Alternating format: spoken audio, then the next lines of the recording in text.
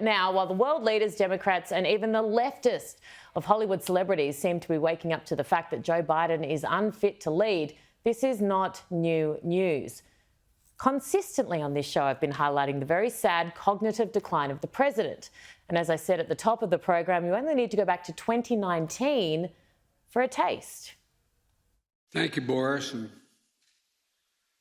I want to thank that fellow down under. Thank you very much, pal. Now, to unpack this and more, let's bring in my panel, former Special Forces Commando Wes Hennessy and retired New South Wales Police Sergeant Glenn Gorick. Gentlemen, so great to see you. I've got to ask your reaction, first of all, to President Biden's press conference and what he said prior, which was to call Zelensky Putin. Glenn, I'll go to you first. Oh, Erin, good evening. Look, that is so sad. You know, I watch his decline and it's rapid, and I don't even think he's going to get to November where he won't lose all cognitive function. That was such a sad state today that I watched on TV. So, yeah, look, I think the family should intervene and show some compassion and empathy. I agree. I don't know what Jill and Hunter, who are apparently the main kind of pushers of him to stay on, are doing, how they can watch someone they apparently love be this humiliated on the world stage is beyond me. Wes, what are your thoughts? Is he a man, say that you were in the US military and this is your commander-in-chief? How are you feeling right now? Yeah, exactly, Erin. It's absolutely disgraceful from that component. From a commander-in-chief, you can imagine being, all the various units and forces that are underneath, the current president being Biden. But I'm more about what was brought up a minute ago, and that is the lack of compassion, the duty of care here with his family, with the entourage and the doctors that are in charge of looking after him. This has now gone well beyond the joke. The whole world can see it, as you highlighted in the highlights just now.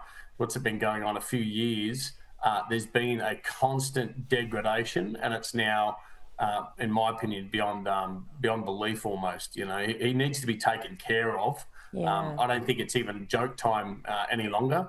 It's retire the man and get him the help that he needs. It's atrocious. It's well beyond that. Though, of course, this is the age of social media. Trump responded to one of his gaffes and he said, Crooked Joe begins his big boy press conference with, I wouldn't have picked Vice President Trump to be Vice President, so he got his name mixed up with Kamala's, and he ends it with, great job, Joe.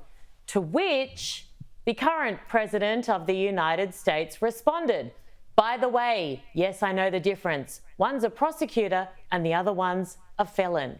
I mean, don't get me wrong, gentlemen, because it is great when you have to host an hour TV show on things like politics and foreign affairs because it gives you a lot of content.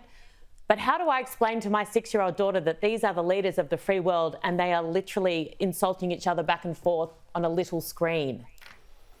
Yeah, the banter needs to stop, and it needs to be, as I said, the duty of care needs to take over.